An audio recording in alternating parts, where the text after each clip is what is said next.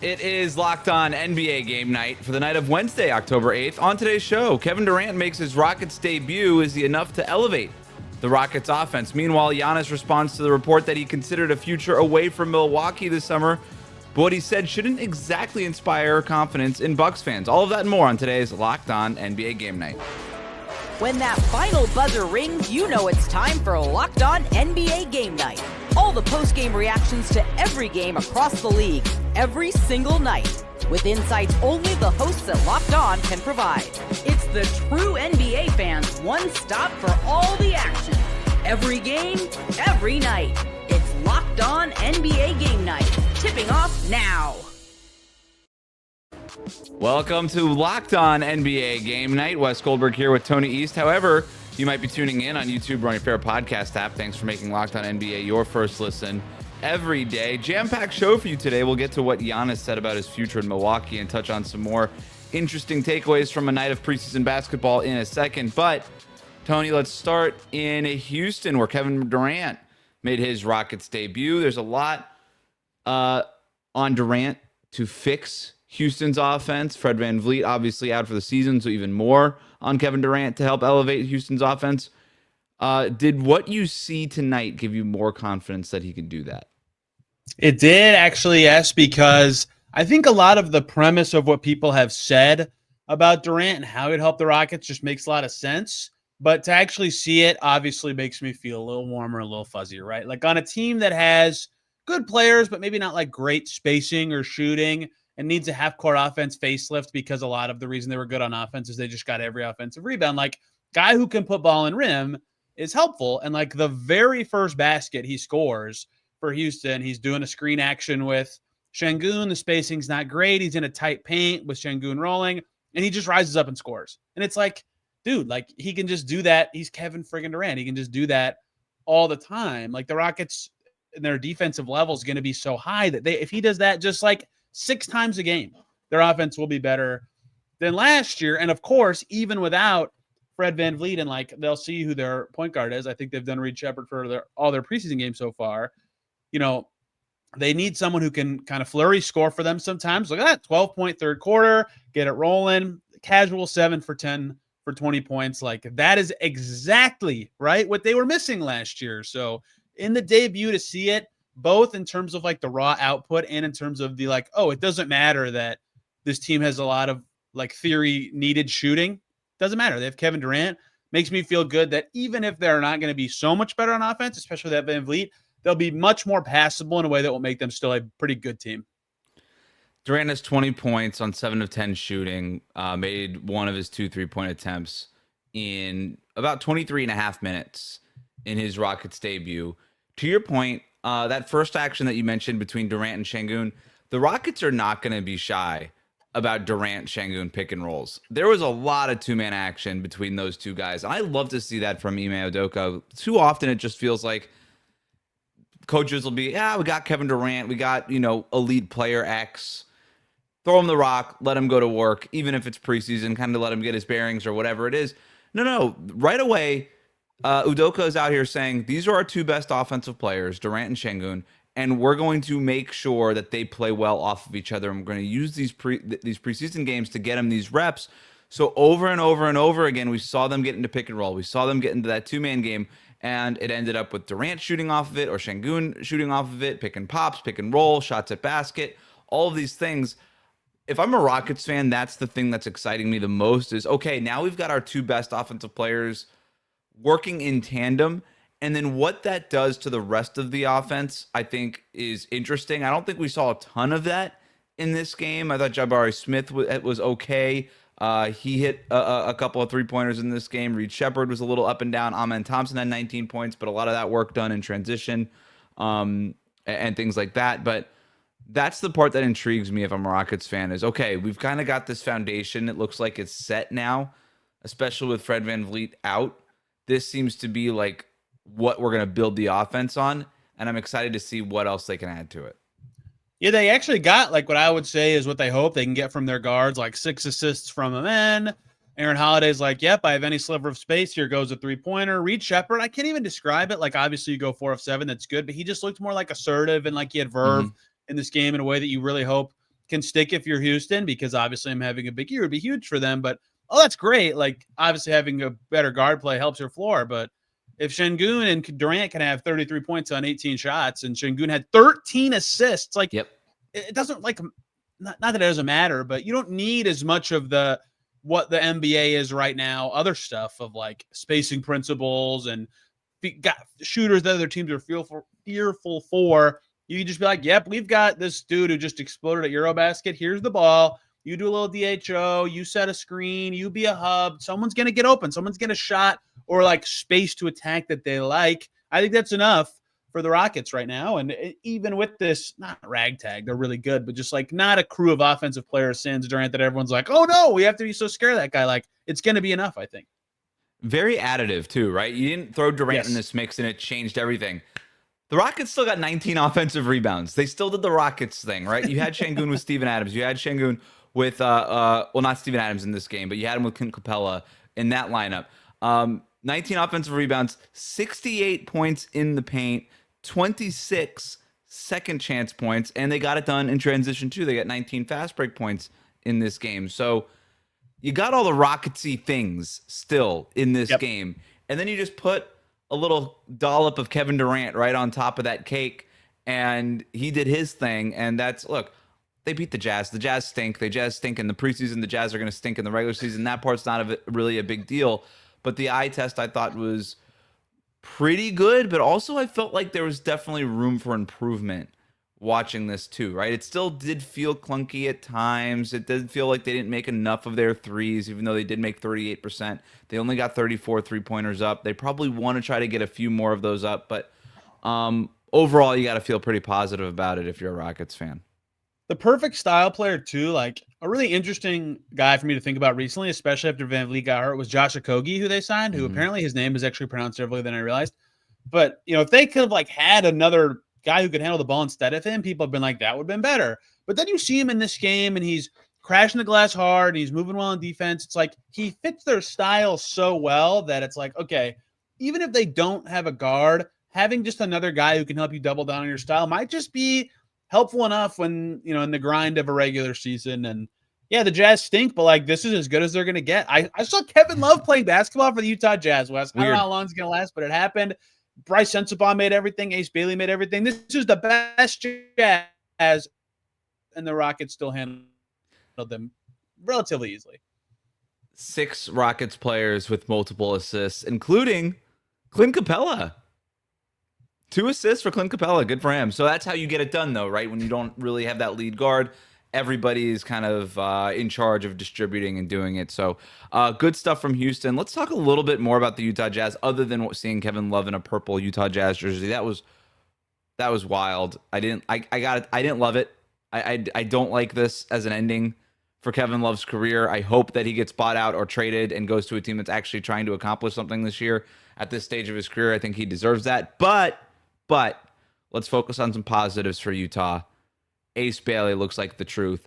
I have 2 things on Ace Bailey. Number 1, 25 points on 11 of 16 shooting. Did it from everywhere. The 3-point shot looked smooth as heck. He was also getting to the basket. He had some nice reads to kind of get seals and get under the rim and make things easy for him. He had some nice takes to the basket. He had a nice cut for a dunk in this game. I love all of that. That's the positive. Here's my other observation. I know he goes by Ace Bailey. His name in the box score is Arius Bailey. Why are you going by Ace? Arius is a sick name. He's a sick player, man. We'll see what this his actual pro skills translate to. I get that he was a very polarizing prospect, but I mean, in one preseason game, this is my first time watching the Jazz. I'm like, oh, okay, I get it. Like, I think I know what side I'm leaning towards right now with him in terms of what this could be, and I don't want to get too high on like a really great preseason game, but you know, you make shots like that in the NBA against a team that was amazing on defense last year, you feel really good.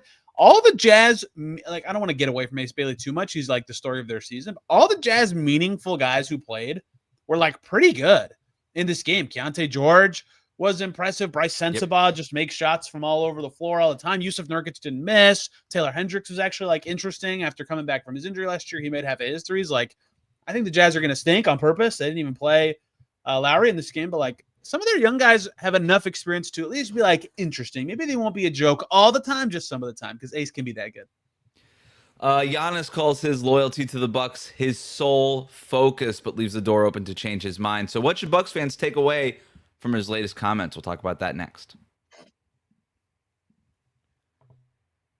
Today's episode is brought to you by Quo. One of those tools that help make a huge difference for business owners is Quo, formerly Open Phone. It's the same great business phone system that you've heard us talk about before, just with a new name, and here's why that matters. Every missed call is money left on the table. When every customer conversation counts, you need a phone system that keeps you connected 24/7. Quo is the #1 business phone system that streamlines customer communications. It works right through an app on your phone or on your computer, so no more carrying two phones or relying on a landline. I love how Quo, formerly known as Open Phone, lets your team share one number and collaborate on calls and texts like a shared inbox, so no customer gets left hanging. Their built-in AI agent is a game changer. It can answer after-hour calls, capture leads, and keep business moving even when you're off the clock. Whether you're a solo operator juggling everything or part of a larger team, Quo makes it easy to stay responsive and professional. So, see why over 90,000 businesses trust Quo, formerly Open Phone. Get started for free and get 20% off your first 6 months at quo.com/lockedonnba. That's Quo, QUO.com/lockedonnba. If you've got an existing number with another service, Quo will port them over at no extra charge. Quo, no missed calls, no missed customers.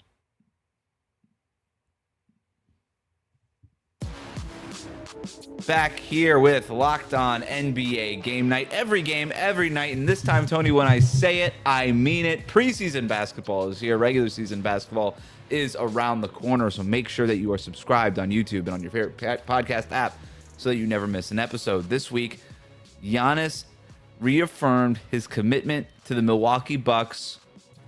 Sort of. Kind of couched it with a caveat, saying that he's only human and that things can change. So here's the full quote. Asked about the recent report that he considered asking for a trade this summer, Giannis said this, quote, "I've said this many times. I want to be in a situation that I can win. I believe in this team. I believe in my teammates." He also went on to say, "I'm locked into whatever I have in front of me. Now, if in 6-7 months I change my mind, I think that's human too." End quote. Tony, is this a genuine sort of commitment to the Milwaukee Bucks, or do you think this is him hedging a little bit? Oh, he's not even hedging a little. He put a specific number of months in the answer. I mean, that is, look, I think it's probably good for the Bucks right now today that he said, yeah, I'm on the team right now. I'm playing this season on the Bucks. But I mean, he said it. He said 6 or 7 months. Like, that's April. That's the end of the season, right? Like, we know we can do math. So, hard hedge. And it's very clear that he has some wandering eye. I mean, the reporting made that obvious, but even the way he talked about it being like, when Wes Edens, I believe, one of the owners of the Bucks, was like, yeah, I met with Giannis and he said he's committed to the Bucks. And then Giannis was like, I don't remember that, and then now he's saying like, yeah, we'll see in 6 or 7 months. Like, don't get me wrong. Again, it's good that he's on the team. If you're a Bucks fan, you're probably like, okay, like, let's hope for a good season and maybe he stays. But that's like the least reassuring answer of all time, I would say. Very, very strong hedge. We've been doing this Giannis thing for a few years now, right? It just seems like every summer, every trade deadline, we're like, when is Giannis going to ask out? Every time there's an extension up on the table for him, is this the last time that he does it? Whatever. And then you got all the reporting, mostly by Shams this summer, about how Giannis might be reconsidering his future outside of Milwaukee, and then this is going on. But you don't really hear anything material. Then Giannis is in Eurobasket playing for Greece, and you're like, maybe not all this is no big deal. If I'm a Bucks fan, this is for the first time where I would actually freak out. And I'd be like, oh my God, we might lose this guy. Not to dismiss any of the other reporting or anything like that, but it was all pretty wishy-washy. This is straight from Giannis's mouth. And I agree with you. This is the hardest of hedges. I don't even know if, like, calling this a hedge is almost doing it a disservice. This is almost him setting the table to later ask for a trade. I'm not saying that that's what's going to happen. I'm not reporting anything. I'm just saying, like, if I'm a Bucks fan reading this stuff and listening to Giannis's comments, that's what it looks like to me. And we've already kind of started to see him make that move of, laying the foundation to potentially ask for a trade later and not look like the bad guy. Hey, I wasn't involved in the Miles Turner thing. I wasn't involved in the Damian Lillard thing. None of that was on me, right? I'm just sort of trying to do what I can with this team. It's going to be hard. I'm going to give it my best. I'm locked in. But if it doesn't work out in half a year, I already told you, this is what I want. And this is a guy who won a title and now becomes graded on winning major things. And you were there the first time it happened. They lose in the first round of the Heat, and they had a lot of injuries, to be clear, but like that happened. And then is this a failure question happened. And then they traded for Dame, and it hasn't gotten better. They lost the first round both of the next 2 years, right? So if you're a Giannis guy who's like, he obviously hedged the no, it's not a failure, you get better every day kind of thing, but like he's always been about winning. They haven't won. And since they made the second round 4 playoffs ago, right? And so I understand him, even if he loves the Bucks and Milwaukee, because he's still there. Clearly he does to some extent, being like, well, dude, like I'm still amazing. Like I want to win stuff, and we're not. And now they have their second best player drop from, Drew to Dame to now Miles Turner. I mean, it's just like, if you're him, you're like, okay, I get to the East stinks this year. Maybe we try, but he's got it. If I'm him, I'm having wondering, even if I want to stay, just because of that kind of factor. So it's kind of been this crescendo since, I would say, the series that you saw, that Heat Bucks series, even though they were hurt for that one, but they just haven't been good enough. And so I totally get it. It's very interesting that all the reporting so far has been concentrated on one team, but in 6 or 7 months, especially now that he has commented on it publicly and everybody doesn't have to read between the lines, they just know. Yeah, a lot of teams are going to be gearing up to try this. It might make for a quieter deadline this year because everyone's going to be like, well, we can get Giannis, we shouldn't do this. So he is very smartly positioning himself, I would say. The loudest hedge of all time. They haven't made it out of the first round in 3 years. Right. And not just that, they have won a total of 4 playoff games in 3 seasons. This does not feel like a team very close to competing for a championship, like you just mentioned. Like, if anything, they're losing talent. They're getting worse actively almost every single year. And I don't know. The East is wide open. I'm not saying that it's impossible for Giannis to just have this superhuman season again and lift this particular Bucks team beyond the first round. But I don't know, like, if this guy is talking championships or bust, which is everything that, I mean, he's going so far as to basically say that I just want to win championships. That means everything else he does not want. He wants to win championships. That seems like a pretty tough stretch for the Bucks to get there. And so the other part of this too is when he says in 6 or 7 months, he's mostly talking for after the season. And the other interesting part about that is that next summer, Giannis is going to be up for an extension. And everybody in the league already knows, all right, that's the bleeper get off the pot time, right? Like, that's it. It's now or never. Are you going to ask for the trade, or are you going to sign an extension? And so when Giannis says 6 or 7 months, that's what, is already sort of on his mind. Yeah, and I truly wonder if at that point does he ask for a trade to one spot to try to tank his value enough to get to that spot? Because he'll have, look, he is so good that, like, it's kind of like Kawhi with the Raptors, where I think any team should probably still be willing to do it, even just for a year. So his price will still be immensely high. But if it's just one team and he has a player option the year after that, it's like, yeah, man, it's going to be an interesting market to see that. That's probably the Knicks' only hope, right? Because they don't have a lot of stuff right now that's probably interesting, unless they trade like an absolute stud. But why would the Bucks want that? So it's going to be really, really interesting to see where this goes. But do you think they can win 2 rounds this year? Like, I would not predict that. I think they can win in the first round. But after that, it's like, do they have enough even for that? Like, I watched Giannis played every game in the playoffs last year. Dame was hurt. Obviously, I'm not like saying the Bucks were healthy, but he himself played. And sans Miles Turner, a lot of the roster is fairly similar. There are new vets on the team, obviously, but none of them are like insane ceiling raisers. So the East is worse, and they still have a good team. Like, they can win around, but like, am I really buying more than that? Is he really buying more than that? There's a reason that this is even a thing, and dragged into August, where the closest people reporting to this were not willing to fully say Giannis will be back until Thanasis signed on like August 28th or whatever it was. Right. It's going to be fascinating to watch. Every loss in Milwaukee is going to be met with a little bit of a wandering eye, right? A little bit of skepticism there. And to your point, Maybe it's just the Knicks. Maybe Giannis opens it up to other teams, whatever. All I know is that he could have asked that trade for the Knicks and then didn't, right? So maybe that should lead us to believe something different. Maybe that should lead us down the path of, hey, maybe he doesn't want the Knicks, or maybe it's not only the Knicks that he'd be interested in. But getting ahead of ourselves a little bit here, let's focus back on the preseason. The Celtics and the Warriors both in action tonight, Tony. We're going to tell the people what they need to know from those games after this. Today's episode of Locked On NBA Game Night is brought to you by Prize Picks. Every day we make decisions, but on Prize Picks, being right can actually get you paid. Don't miss the excitement of this football season with Prize Picks, where it's good to be right. Playing Prize Picks is such a fun, simple way to add more excitement to football. You just pick more or less on player projections, like Josh Allen's passing yards or Saquon Barkley rushing for a touchdown, and you are in the game, just like that. I love how quick it is. You can make your lineups in under a minute. PrizePicks just added stacks, so if I want to ride with a player, I can select their pass yards, rush yards, and touchdowns all in one lineup. And with the new injury reboot feature, if your player leaves early and doesn't return, it won't count against you. That's great. Download the PrizePicks app today and use the code LOCKEDONNBA to get $50 in your lineups after you play your first $5 lineup. That's code LOCKEDONNBA for $50 in lineups after your first $5 lineup. PrizePicks, it's good to be right. Back here with Locked On NBA Game Night. Thanks for making us your first listen every day. Make sure you hit that subscribe button on your podcast app and on YouTube.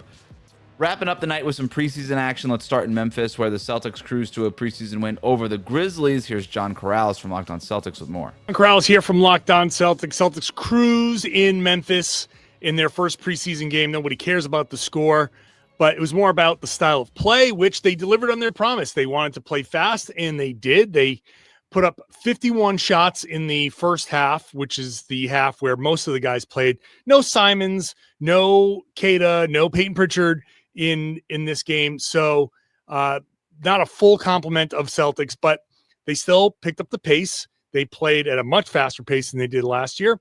They put up an amount of threes that you would normally expect from the Celtics, but it didn't feel like they were forcing any of that. It just all came within the flow. They ended up with 13 steals, which is almost twice as many as they averaged last season. So that's good. They wanted to take more chances and force more turnovers, and they did. Jaylen Brown looked like Jaylen Brown. Derek White looked like Derek White. That was good. Very impressed with guys like Josh Minott, who has talked about playing desperate, and he showed that he can be a potential wild card. We saw Baylor Shireman hit some threes. We saw Hugo Gonzalez play really, really well, make a case for at least a longer look. So good all the way around. Basically, everybody who played made a strong contribution. So a lot more coming up on Locked On Celtics. Tony, the Celtics took 53 threes in that game. I guess Missoula ball isn't dead. That was going to be my big thing. Look at that. That's a Celtics box score to me. That's a lot of threes. Do they really want Chris Boucher taking 6? Do they really want Xavier yes. Tillman? Do they really want Xavier Tillman taking 3? Yep. Shireman took 9. Josh Minott took 5. Jalen Bridges took 3. Obviously, some of these guys won't play in the regular season, but it's great that they have the volume. On one hand, these will be traded for better players in the regular season. On the other hand, I'm like, do they have the right guys shooting this many threes? Also, Corrales did not talk about Hugo Gonzalez's dunk. It was nasty. Hugo Gonzalez deserves. We might not talk about him the whole season, Wes, so I'm doing it now. Nasty dunk from Hugo Gonzalez. Sneaky athletic, that Hugo Gonzalez, isn't he? That's yeah, look, it's fine. You know, they didn't have some of these guys playing, right? You know, no Peyton Pritchard, no Neemias Queta, no Anthony Simons. So whatever, they played like this funky starting lineup against Memphis. Xavier Tillman kind of starting against the team that he used to play for. That was kind of a nice thing. Feels like a very Missoula-y thing. The town inspired for some reason. Yeah, whatever. Like, you beat the Grizzlies that were without all of their players. Jalen Wells had a nice game for them, 21 points. I hear what Corrales is saying about, hey, we want to kind of get more steals and play faster. Okay, join the club with the other 29 teams in the NBA. Like, I'm not saying that they won't do it. It's just really hard to have any real major takeaways from this one for me. Wells, yes, I agree. Wells was good, but like, the starting center for the Grizzlies. Wes, have you heard of Lawson Lovering before? No, but it's a crazy name. I have now because I watched like a tiny portion of this game. So that is why it's hard to have takeaways from this one. Lawson Lovering, 3 offensive rebounds in this game. And that's what we know about him. So good for him. Yep. Cedric Howard, 15 points, their first round rookie. So that was a nice little showing for him. Let's move on. That's enough of that game. The Spurs beat the Heat 112-107. Keldon Johnson led the Spurs with 19 points. A little of an up and down game for Victor Wembanyama, who had way too many turnovers than Spurs fans would like. Oof. But look at Khalil Ware, 29 points and 12 rebounds off the bench and out of the doghouse from Erik Spoelstra. You got to love what you saw from Khalil Ware in this game. He was a little bit under fire these last couple weeks. Erik Spoelstra is calling him out in the media in sort of a surprising way, in a way we don't usually hear Erik Spoelstra talk about his players in public. But I guess it worked. That public criticism might have lit a fire under Khalil Ware, or maybe it was just simply he was going up against Victor Wembanyama and wanted to show him a little something. But this is exactly what the Heat want to see from Khalil. 29 points, 12 rebounds, hit a bunch of threes in this game, was doing everything that they wanted him to do. Hoosiers, baby. So excited to see it. I brought him up on purpose. So excited to see it. I think he can be great. I think he got drafted by the perfect team. I unfortunately think when Jovic got extended, he probably won't be starting. I don't know how you guys feel down in Miami, but if he can do this, he's going to play a lot, and he can do this.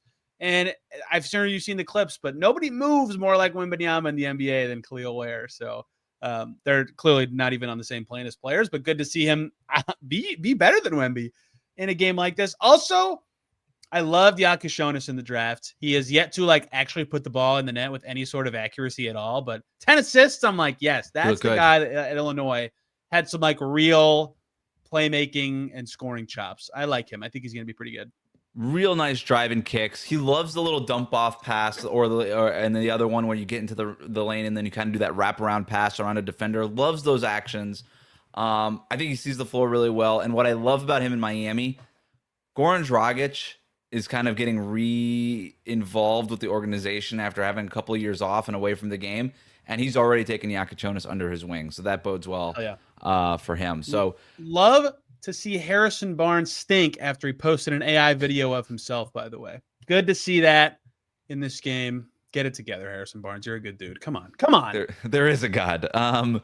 Warriors, Blazers. Jimmy Butler went from skipping the preseason when playing in Miami to playing hard for the Golden State Warriors. He's getting to the free throw line a bunch. He's out there bringing Jonathan Kuminga under his wing, telling him all these things. Just super intense Jimmy Butler. And Tony, I got to tell you, I'm super surprised because I had not seen that Jimmy Butler in a Heat uniform in a preseason game in a very long time.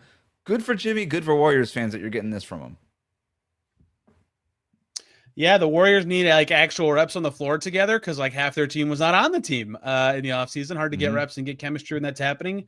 That's good for Jimmy. That's good for this old farty team to get any chance to play together because they're not going to have a lot because they're really old this season. I like when Jimmy tries. He's quite good. I also like when the Blazers young players do offensive stuff because on this very podcast with you, I said I thought their offseason was quite overrated. I think they're going to be good on offense and good on defense and god awful on offense. But Shaedon Sharpe, 20-point half, Toumani Camara burying threes. Maybe the Blazers will be better than I thought. We'll see. It's one preseason game. Yeah, it helps when you're making 40% of your threes, right?